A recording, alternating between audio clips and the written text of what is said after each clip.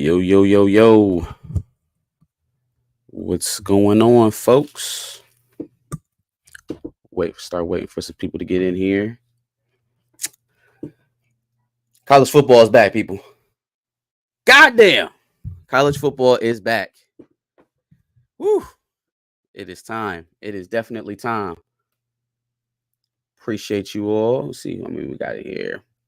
One person to start. We're just waiting on Johnny to get in here, but wanted to get us up and running on this glorious Saturday morning, this glorious football morning. Get us kicked off for the first official college football kickoff show, the Big at 11 college football kickoff show, where we'll be planting yourselves every Saturday morning for your little Saturday morning teaser. While we're waiting on Johnny to come in, give you a quick summary of what the show is going to be. I'm going to break down all the Big Ten games, do a quick synopsis, everything on the slate for that week. We'll do that for the whole season, every Saturday, live here from 11 to 12. So appreciate the eyeballs, appreciate the clicks. If you're here with us, like, share, subscribe. Definitely appreciate the views, trying to get the channel back up running. We'll have a time doing that, but we definitely appreciate you all. Let's see here. My television is currently stuck on the Big Ten channel, the Big Ten network. I lost the damn remote, so that's the pregame I'm watching off here in the peripheral. But we can start talking about some of these games that have already happened, since we're a little bit behind, so we'll catch up a little bit. I was fortunate to be able to watch most of these in the early matchups for Rutgers and last night with was that Minnesota, or excuse me, 2 nights ago, Minnesota, North Carolina. The Michigan State played last night. A lot of fireworks earlier on here in the season. Of course, with Florida State going down to Georgia Tech, I never really was high on Florida State, even with DJU. But I didn't expect that not to open up the season. And the Big Ten hasn't been immune to that either. I think early on Rutgers gave Howard gave Rutgers some trouble. It took them into the second half to kind of get that together. They ended up pulling away late and won that game. Minnesota Thursday night in a heartbreaker to North Carolina. An absolute devastation. Tight game all the way. Minnesota has the ball last. They're driving down. They get right in position for a field goal. Thing looks true. Looks like it's going in the whole time. And then right at the last second, shank. Veer right out of the goalpost, man. It was a heartbreaker. Shout out to Row Your Boat, and hopefully they'll right the ship there. But I definitely think that was a game they could have and should have won. Kicker, man, special teams, important position. I caught highlights of the Eastern Illinois game, but my main takeaway from that game is that Illinois is looking to throw the ball this year. Illinois is looking up to open up their offense a bit, maybe not be as run heavy. They want to toss the pigskin a bit. I think their quarterback had 4 touchdowns against Eastern Illinois. Now it's Eastern Illinois. You would expect an offensive explosion there, but offensively, from what I saw, at least from the cut-ups, it looked like they were trying to push the ball downfield a little bit more, for sure. Who is next up? What other games have already been played? Oh man, God, GD Sparty. God, man, little bro can't get right. Little bro just can't get right, man. A nail biter slugfest with FAU in the opener. It's certainly something. Aiden Childs looked like he's going to be a problem running the ball, for sure. He's definitely going to be a difference maker there.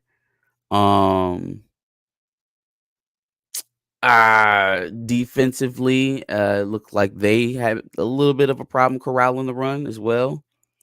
Not really sure what to expect from Michigan State this year, other than some Michigan State football. Some Michigan State football.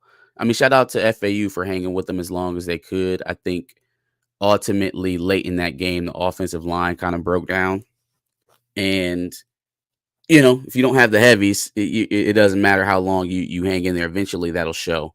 And they couldn't protect the quarterback. The quarterback was getting beat up all night. So, Jonathan Smith gets his first dub in East Lansing. In a once again, a nail biter with FAU in the opener. Shout out to Sparty. Wisconsin kind of had the same kind of thing going on. Western Michigan last night was close for a while. Started to pull away late. I'm thinking Wisconsin's gonna have a bit of an identity problem this year. I'm thinking they're gonna have a little bit of an issue finding out who they want to be. They still have a really big offensive line. They got Ches Malusi. They got tailbacks there. They got Tyler Van Dyke, which is an upgrade over what they've had. It just doesn't feel like they know what's best. Like, obviously, they're built to run because that's what Wisconsin has been built on. Wisconsin has been a running team since Wisconsin's been Wisconsin. But now with the talent that they've added on the outside, going to get Tyler Van Dyke, they're gearing more to throw the football.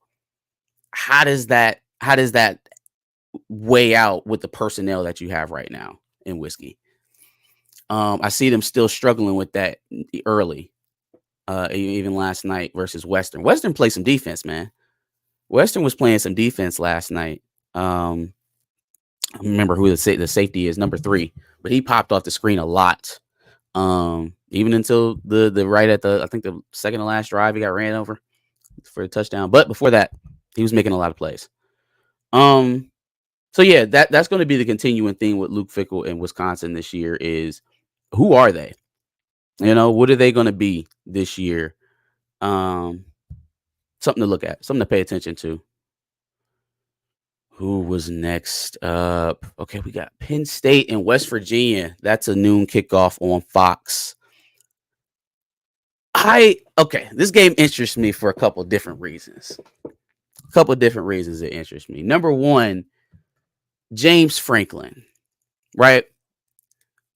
James Franklin is a coach who's gotten a lot of residual respect from being the next guy to be mentioned after Harbaugh and Day, right? Like, there are 10-year guys that you respect in the Big Ten. You had your Ferens, you have your had your Pat Fitzgeralds and, those guys, Shianos. But then, like, when you talk about who are the top tier coaches in the Big Ten prior to expansion, Michigan, Ohio State, Penn State's always been that next tier team, right?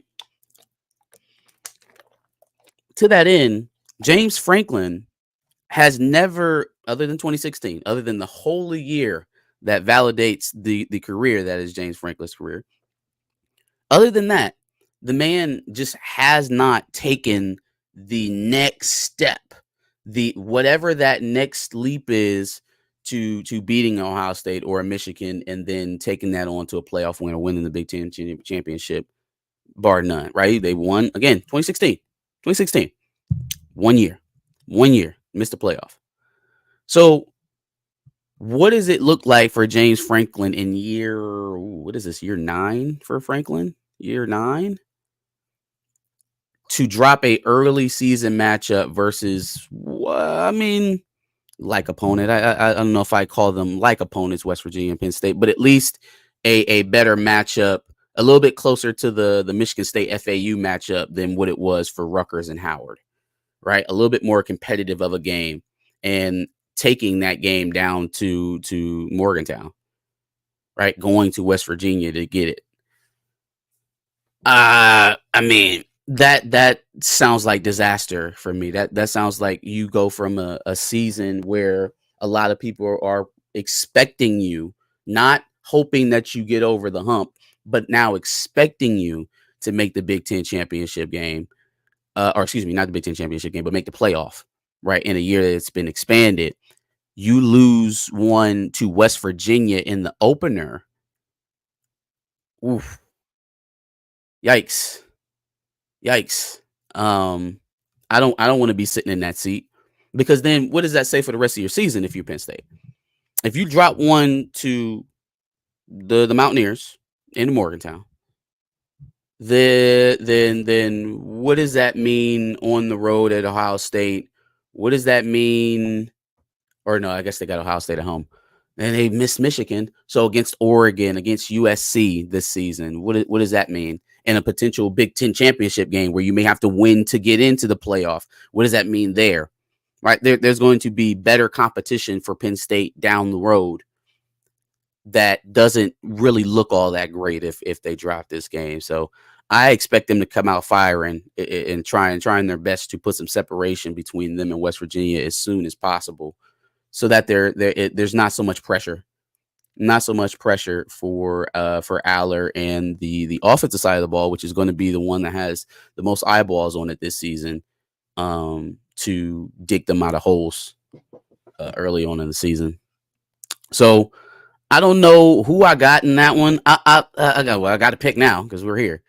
I would say for me, I would take Penn State. Score. Give me Penn State 34, West Virginia 17. I got Penn State 34, West Virginia 17. Now that's all contingent that the offense is rolling for Penn State today. It's all contingent that the offense looks great for Penn State. Travion, Jesus. Katron Allen and Nick Singleton are both hitting on all cylinders. The offensive line is rolling. They found something to throw to on the outside for Aller. All that withstanding, they should be able to win that game. What else is up on the slate here? We got Indiana State at Purdue. That's the noon kickoff on Big Ten Network here. Ryan Walters in Purdue coming out there for his second at bat this season. Or second at bat, second season. Right? Should be a nice showing for them in West Lafayette this year. I don't expect them to have any problems with Indiana State. Expect Hudson Card to get going, right? They're a team that wants to open up their offense as well. They want to throw the football. Maccabee's still there, so they should be a balanced offense. But I expect them to get over Indiana State early. We shouldn't have any problems there. If there is an issue, if we look up and we're checking scores at halftime and Purdue struggling, then you start turning that side eye to Ryan Walters and them out there in Lafayette. But yeah, no, they should handle that. I mean, what 40, 50 points. I shouldn't have too much problems with Indiana State. Same thing, Illinois State and Iowa. No problem. But one thing to look at there in that game, if there are any Hawkeyes watching, about Cade McNamara, is he going to hold the job? Is he going to give it up to Sullivan, the transfer from Northwestern? How good does he look? I don't think level of competition precludes you from looking at that with McNamara, just because it seems like he may have not won the battle as clearly as you would want from a guy of his years in college football, right? What, fifth year senior now, 5th or 6th year senior. So I think that you want to see, if you're a Hawkeye fan, you want to see him hit the ground running. You want to see the offense go on scoring drives, right? Cade McNamara wasn't brought to Iowa to throw for 300 yards a game. Not his MO. It's not what he's there to do. But what he was there to do is lead a competent offense that can score enough to help win games with that elite defense that they got out there with Phil Parker. So if he can at least do that, it's going to spell bad news for him and his starting, obviously. Hold on one second, people. One moment.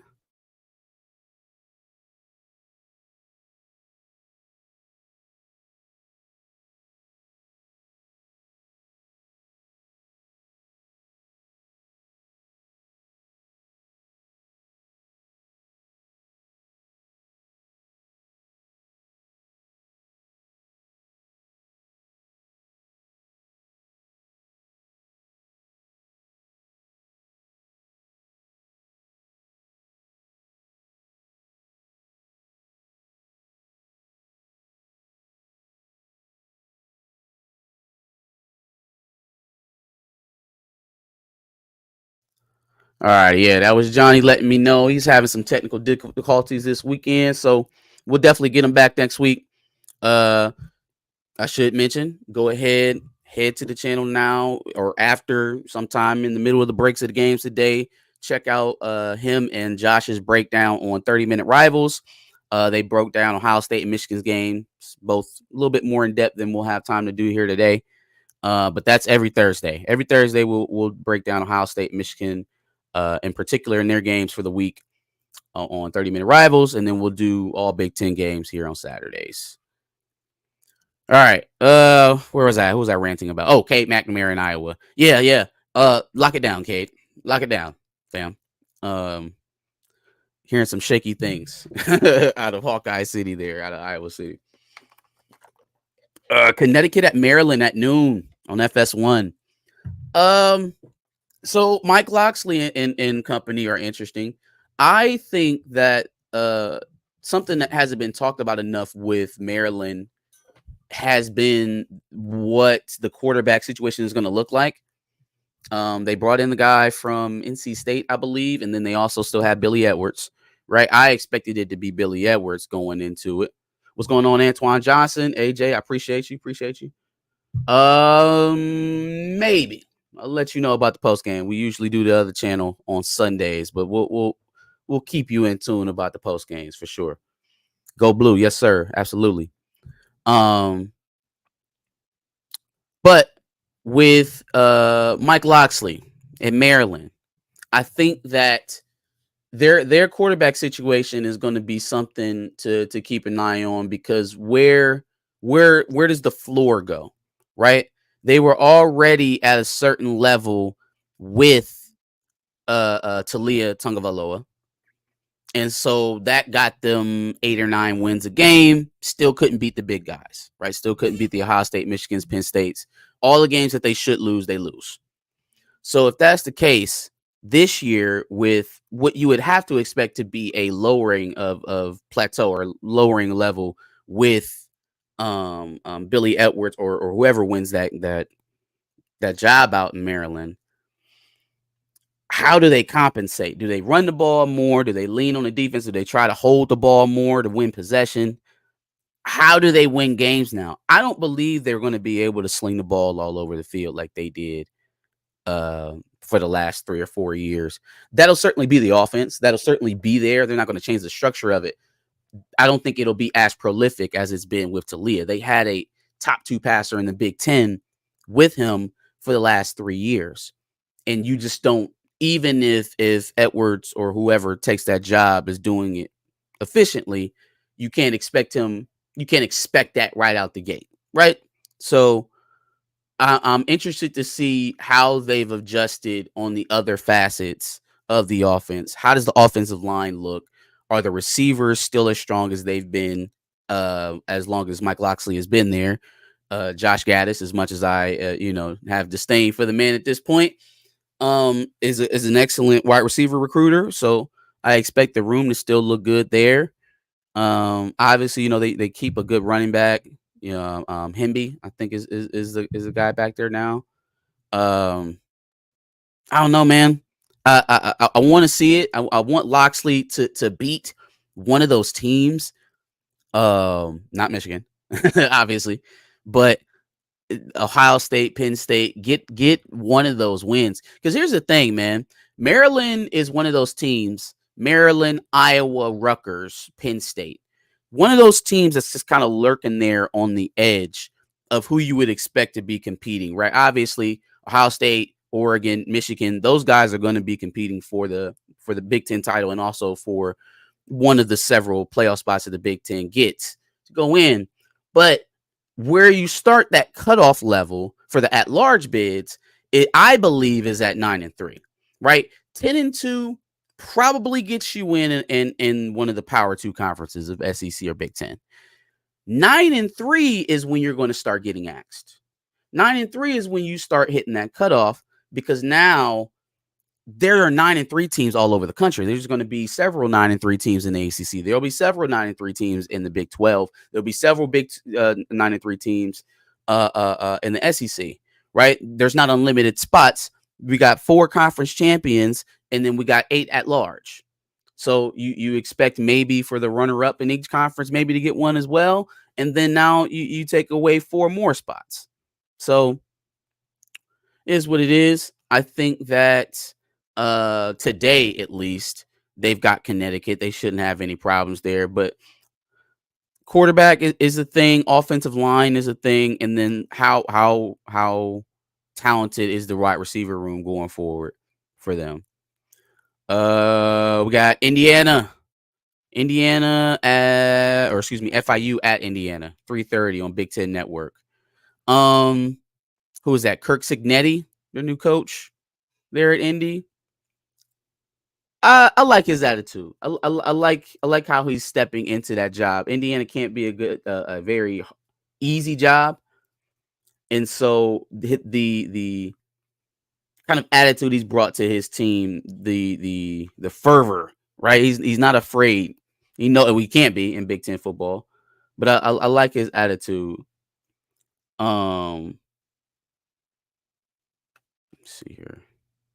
Trying to see if there's anybody on FIU of note that I know of. I don't think there should be a repeat of what happened with Michigan State on Friday.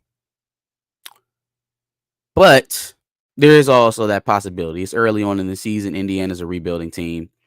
We'll see how that goes. I didn't pick the last game. Maryland should beat Kentucky. I'll give you let's go 50 to 14 on Maryland, Kentucky. Indiana, FIU, maybe a little bit closer. I think Indiana has the talent still, though. Still don't understand why Donovan McCullough is still playing there. Like, fam, come to the good guys. Come to the good guys. But yeah, I think give me Indiana 35-10 over FIU. Cignetti gets his first win. Oh boy, now we get to talk about the losers here in Columbus. The Ohio State Buckeyes have the behemoth of an opponent of the Akron Zips at 3:30 on CBS. I'm looking at Will Howard. I'm looking at Jeremiah Smith. I want to see if he's the real deal. I also want to see how they split carries. I want to see who's the alpha in that backfield. There's been a lot of talk about how it's the best backfield in the country and yada yada yada. Okay, cool. Who's the alpha? Who's going to get the lion's share of the carries?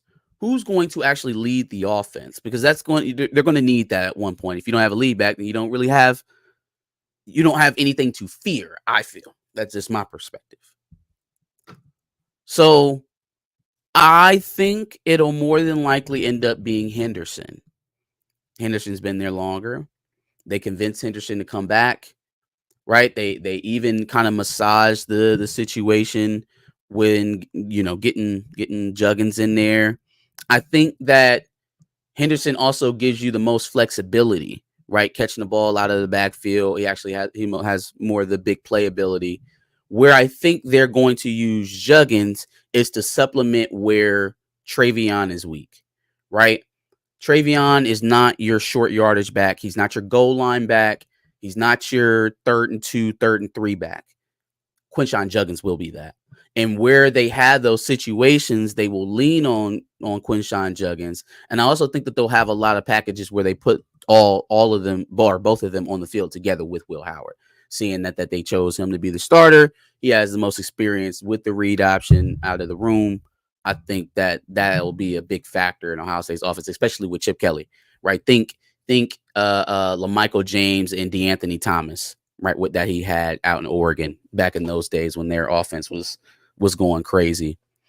I think that this week, though, they obviously have a skid mark, so there's nothing to fear here.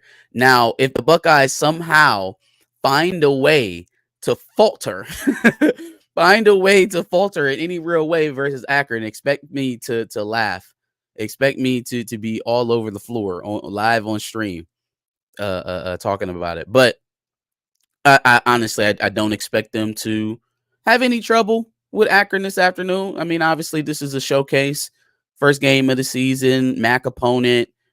We should be out of there by mid-second quarter. Shouldn't even be a thing. So, yeah, just look for the highlights. JJ, you got Travion, Quinshawn. They're driving Ferraris out there, man. They're driving it versus 4-year-olds. So I don't expect anything too out of the ordinary for Ohio State MAC interactions. Give me a 60 burger for Ohio State today versus Akron.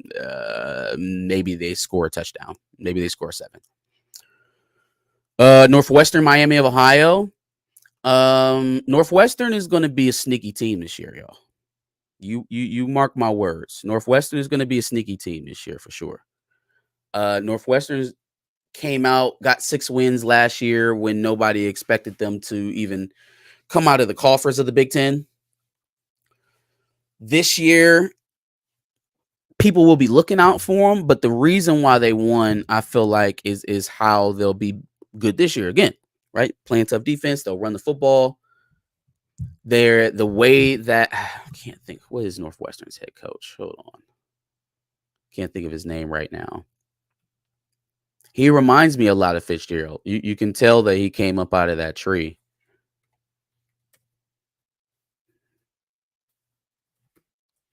I expect them to really not have an issue running the ball today, per the usual.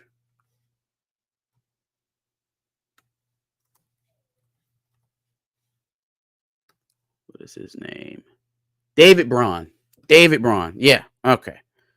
David Braun. I think that. Who do they have the game? Miami of Ohio. MAC opponent. Easy. What are you doing here? I don't think they should be there too long. Give me 28-0 Northwestern over Miami of Ohio.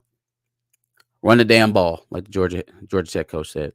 Nebraska at UTEP. We get our first look at Dylan Raiola, 3:30 on Fox. That's in Lincoln, Nebraska. Whew. Dylan Raiola, the much maligned. I think that they are going to try to show him early, right? He was the missing link. A quarterback was the missing link to Nebraska last year. I think they had a lot of confidence in their defense. They have athletes on offense. They needed a competent guy to move the football, score touchdowns, is what they needed. I think that today against UTEP should be an easy walk. Let's see what we got here. Should be easy walk against. Can I get a UTEP roster up here? Let's see. Appreciate everybody who even stepped in for a minute with me today. No, it was a little unexpected. We didn't have Johnny today, but we will be back on with him next week. Keep rocking with us. I expect this to grow. I appreciate everybody who's even watching me for a second today. Just throw me some likes while you're in there.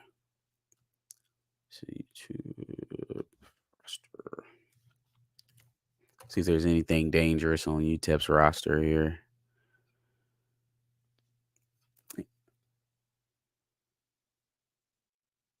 Also, I'm not really privy to who Raiola is going to be throwing to.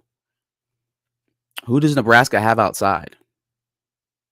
Is there anything to be to not necessarily for UTEP? Obviously, they're going to win this game, but for future, obviously for Michigan or any of the, we got fans of different Big Ten teams here in the chat. Anything to worry about out there?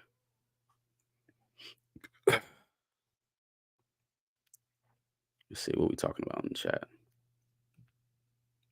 We got offensive line didn't get better. The quarterback didn't get better, but somehow they're going to be better. I think you're talking about Ohio State. Yeah, for sure, man. We'll see. We'll see what their offensive line looks like. They haven't sounded very confident in the offseason. They sure have been going through it in recruiting for the offensive line this offseason, as much as they've been holding up that offseason banner for their recruiting. Hasn't really changed anything in the trenches. But they're not going to. They should be able to bully Akron regardless. You won't see how the line really is going to affect their play until Big Ten play, I believe. Let's see here. I like Nebraska. They look good during the spring game. I mean, look, I feel like they were literally one player away. They were one player away last year. Minnesota game, heartbreaker. Colorado game, heartbreaker. Like, Jesus, if they can just get one of those games. They can just get one of them games. Where are we at now? I think we left off on Nebraska, UTEP. Yeah, no, Nebraska wins big. Nebraska wins big. Let's 55-10 over UTEP. Oregon over Idaho tonight, 7:30. A lot of the same. We won't really see what Oregon's going to be until their trenches have to hold up versus a Big Ten team that wants to hold the ball, that wants to run it the majority of the game. So a 70 burger over Idaho today. I don't really expect them to be able to put up a fight. Okay, we got the big dogs. Michigan, the defending national champions, tonight, 7:30, prime time on NBC, baby, under the lights. Yes, sir. We got the big dogs tonight.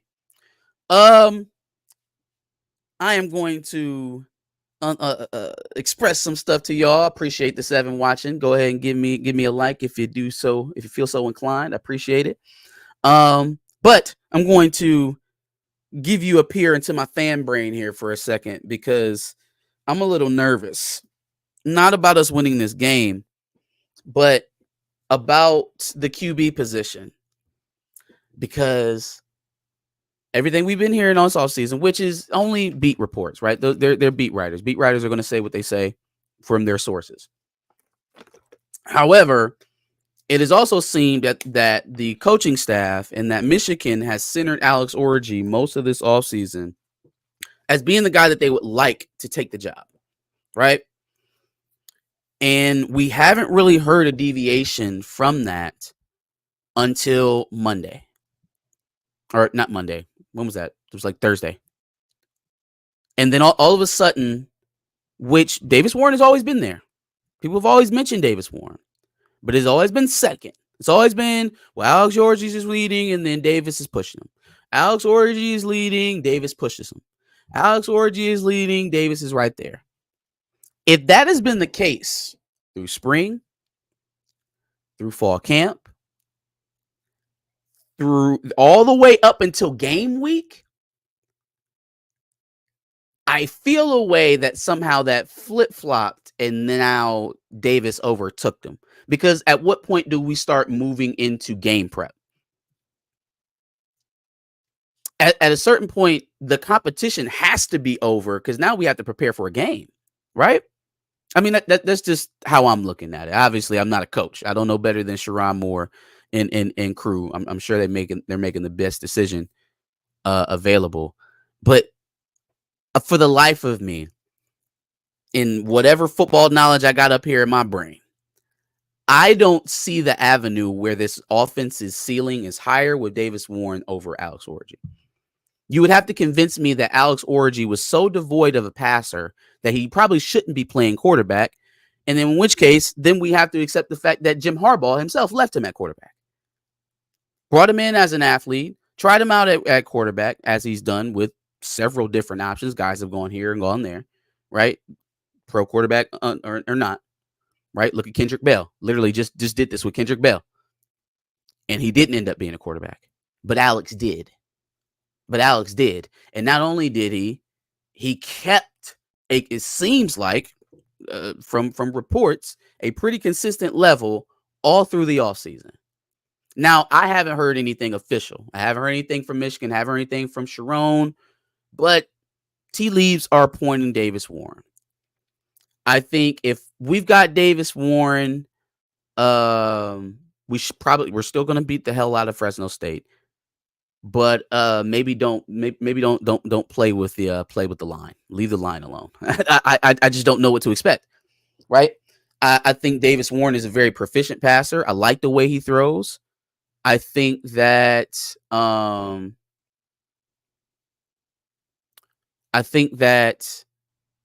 he will protect the football. I think that he's an adequate thrower of the football. I just don't see the top level ceiling that Alex Orji provides.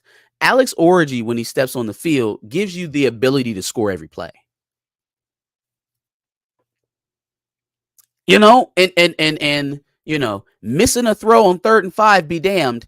But I take the potential of a guy going 60 out of nowhere, out of a broken play, a little bit higher than, hey man, he throws the ball away on 3rd down and doesn't turn it over. I love that he's smart and makes that play. Which you need that. You do need that.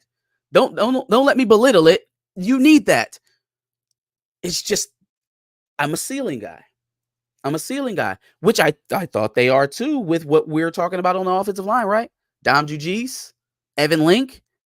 These are 2nd-year guys talking about starting.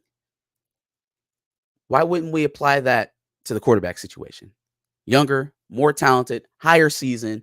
If it's that close, probably should go with the young guy, in my opinion. It's just my thoughts. Orji can't throw, guys. He can't throw past 5 yards. I don't know where you got that from. 7-11 at the spring game. That didn't look like can't throw past 5 yards to me. What's interesting though is the notion that Davis Warren is, far and away an accurate passer, far better than Alex Orji. I think he went 10 of 14, so around the same completion percentage at the spring game. And then all this talk of, well, Alex Orji's only thrown 1 pass in his college career. You know how many Davis Warren has thrown? 13. So those 12 passes gives everybody so much more confidence in Davis Warren's ability to lead the offense with his arm than Alex Orji leading it with his arm and legs. I'm not saying that you're wrong. Just trying to give my thought process here. I think he's 1st-year player. You don't want to burn. I don't think you want to burn eligibility on Jaden this year. We'll see him, but he's not going to. I don't think he'll play enough to burn his red shirt. I think they want to redshirt him this year. All right, I spent too much time on Michigan. Obviously I got Michigan winning tonight in prime time. They're going to beat Fresno State. I'll say 45-14 will be the score against Fresno State tonight. Davis Warren or Alex Orji, I expect them both to play. I think we'll all know, right? If Davis Warren is the better guy, if he's the guy to lead this offense, he'll show it today. He'll shut me up, and then we'll move on to other things to complain about for the rest of the season. But right now, I like my guy. I want Orji in there. I want him in there. But we'll see. We'll see how it goes. What's next up? UCLA, Hawaii. We're gonna go ahead and zoom past that one. A 1,000,000-0 UCLA. Washington at Weber State, same. 1,000,000-0 Washington. But Jedd Fisch, a lot of turnover at Washington, right? From a national champion runner-up from last year. Doesn't seem like he's shying away from expectations, though.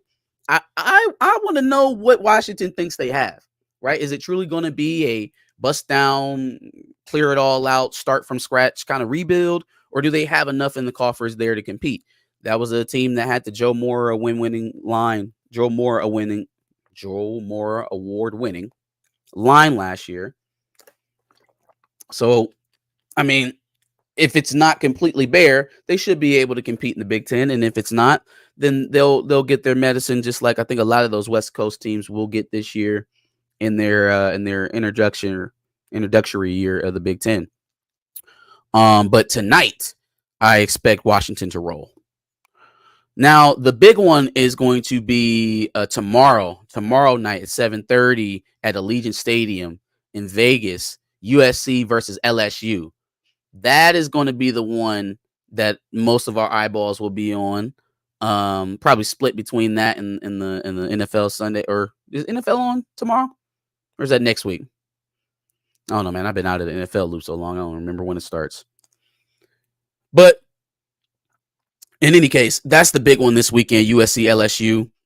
Brian Kelly takes his young budding team up to Las Vegas to square off versus Lincoln Riley.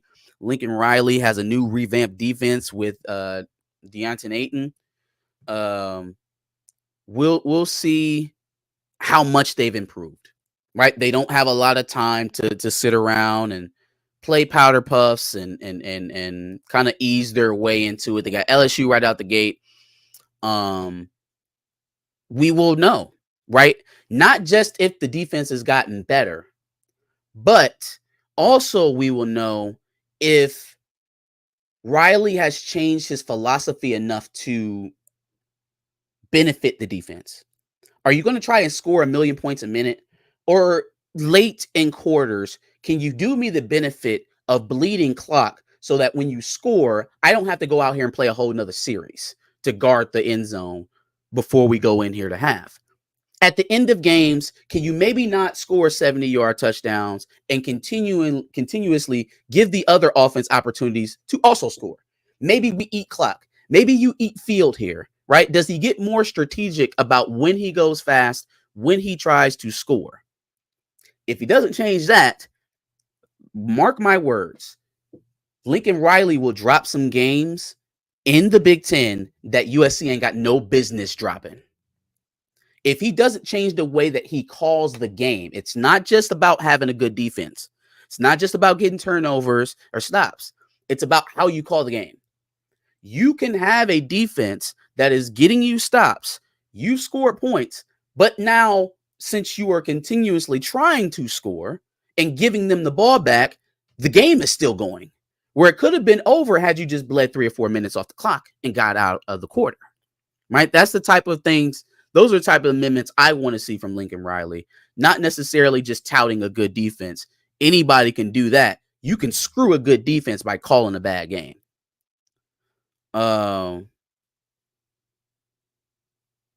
Yeah. Who am I picking? Who we got? LSU, USC, 7:30 on ABC tomorrow. I'm no fan of Brian Kelly. I think he is built to lose big games. But there is Lincoln Riley, who usually loses those big games in the playoff. I'm going to ride with the Big Ten on this one, and I'm going to say USC not only plays a good game defensively, but Lincoln Riley calls a good game and beats LSU in a way that nobody expects him to. I expect USC to win this game 24-17 in a low-scoring game. USC defense shows up, shocks the world, sends ripples through the Big Ten because, oh shit, Lincoln Riley's got a defense. Y'all, watch out. Watch out. Watch out. I got faith in you, Lincoln. Until you show me otherwise, then it goes right back to what I thought it was going to be last season. I see y'all talking it up over Orgy in the chat. Look, man, it's got to play out. We'll see. We will see. If he's an interception machine in practice, we will see. I will leave you with this before we get out of here because the games are about to kick off and I don't want to hold anybody past time. I will leave you with this. The same thing was said about J.J. McCarthy. He's a turnover machine in practice. Oh, Cade moves the ball. He protects it. He's the more efficient quarterback. And then McNamara won the starting job initially. But we all know what it was now.